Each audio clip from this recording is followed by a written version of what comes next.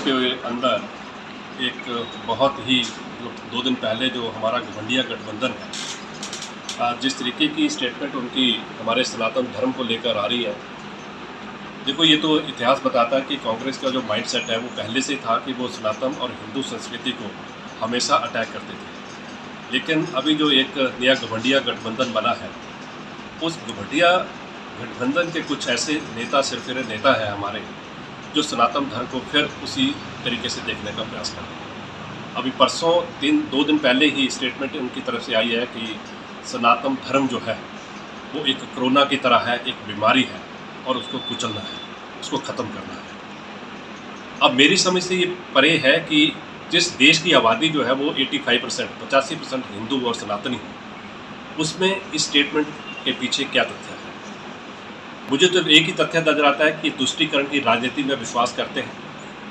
ये एक वर्ग को खुश करने के चक्कर में, एक वर्ग का वोट हासिल करने के चक्कर में इस तरह के सिरफिरे बयान वो दे रहे हैं। लेकिन मुझे लगता है कि वो इतनी बड़ी गलती कर रहे हैं कि सनातन को दबाने का जो प्रयास था वो कई सौ साल पहले मोहम्मद गजनवी ने किया, मोहम्मद गौरी ने भी किया और आगे भी प्रयास करते रहेंगे कि सनातन धर्म एक ऐसा धर्म है, सनातन संस्कृति की ऐसी संस्कृति है जिसको कभी दबाया नहीं जा सकता। ये पहले भी दबी नहीं थी, आज भी दबी नहीं है, लेकिन कल भी नहीं दबेगी। लेकिन फिर भी कुछ सिरफिरे नेता हमारे इस तरीके की बयानबाजी करके अपनी जो एक संकुचित मानसिकता है उसको वो दर्शाते हैं। सनातन धर्म की जो संस्कृति है, सनातन धर्म देखिए कि ऐसा धर्म है जो सभी धर्मों की आदर पूर्वक देखता है, सभी धर्मों का आदर करता है। लेकिन मेरी समझ से परे है कि इस तरह की बयानबाजी कर क्यों रहे हैं, क्योंकि सनातन संस्कृति आज की थोड़ी है। सनातन संस्कृति हज़ारों वर्षों से चल रही है और ये किस तरीके का बयानबाजी है कि इसको हम कुचल देंगे, इसको ख़त्म कर देंगे, ये एक रोग है। इस तरह की बयानबाजी इनकी मानसिकता, संकुचित मानसिकता को दर्शाता है। और अगर इस तरह के बयानबाजी को अगर वापस नहीं लिया गया तो निश्चित रूप से पूरे भारतवर्ष में और सुजाक पर भाजपा मंडल जो है वो विरोध करेगा और घेराव करेगा नेताओं का, उनकी मानसिकता का। क्योंकि उनको ये नहीं भूलना चाहिए कि सनातन धर्म को दबाने वाला ना तो इतिहास में कोई पहले हुआ है, ना आगे कोई होगा। और अगर वो दबाने या कुचलने का प्रयास भी करेंगे तो वो खुद कुचल जाएंगे, वो खुद खत्म हो जाएंगे। इसके अंदर एक बहुत ही 2 दिन पहले जो हमारा घमंडिया गठबंधन है, जिस तरीके की स्टेटमेंट उनकी हमारे सनातन धर्म को लेकर आ रही है। देखो, ये तो इतिहास बताता है कि कांग्रेस का जो माइंडसेट है वो पहले से था कि वो सनातन और हिंदू संस्कृति को हमेशा अटैक करते थे। लेकिन अभी जो एक नया घमंडिया गठबंधन बना है, उस घमंडिया गठबंधन के कुछ ऐसे नेता सिरफिरे नेता है हमारे, जो सनातन धर्म को फिर उसी तरीके से देखने का प्रयास कर रहे हैं। अभी परसों 2 दिन पहले ही स्टेटमेंट उनकी तरफ से आई है कि सनातन धर्म जो है वो एक कोरोना की तरह है, एक बीमारी है और उसको कुचलना है, उसको ख़त्म करना है।